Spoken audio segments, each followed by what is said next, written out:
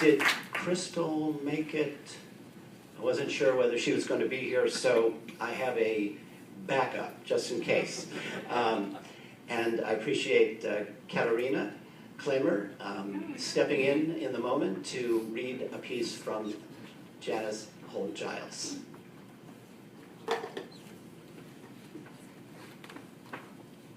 Hi everyone.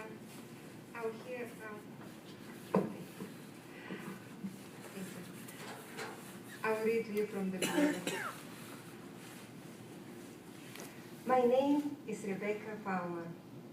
I grew up in Lincoln County on the hanging fork of Dix River. I was the third child, the second daughter of Hannah and Matthias Fowler, being born to them in the spring of 1783. Richard always said I was a handsome woman.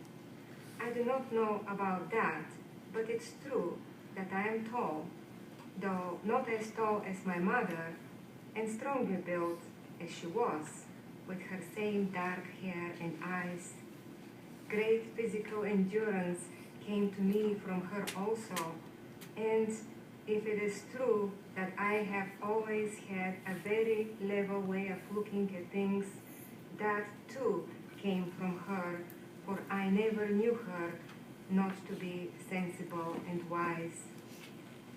The home on the hanging fork was a pleasant one, with enough of the world's goods for comfort, and with friends and neighbors settled all about. There was an older sister, Jane, who was very like my father, with fair skin and reddish-brown hair, and there were 3 brothers, one older than I, 2 younger.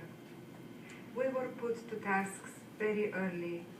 When I was as young as 5, I did my stint on the winter knitting, and I could turn the big spinning wheel to fill a spindle as evenly as my mother before I was 10. I learned to weave, to help with the stock, to work in the garden patch, and to take my portion of the care of the house, all at a very tender age. I counted excellent training for any woman. My mother and father were strict with us, but not stern. They expected and exacted obedience, but I have always thought that discipline commenced early surrounds a child with safe limits for his growing up. We had as many pleasures as the times accorded. We went occasionally to spend the day with neighbors. We went to corn huskings and barn raisings and to quilting bees. We were taken sometimes to the county seat town, and once even my father took us the long journey to Lexington. It was a marvel for our young eyes to see the city, and always after the church was organized, we went to meeting, for both my mother and my father were faithful Presbyterians. And we had more schooling than most young ones of our station. A traveling Englishman stayed with us 2 winters.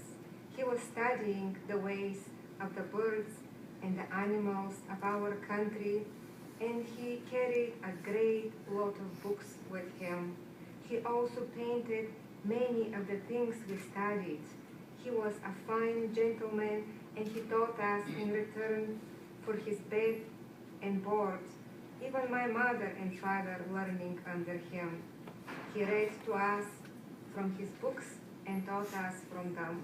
He was thorough and in his teaching too, so that we can all write a fine hand and have some understanding of rhetoric, grammar, literature, geography, and history.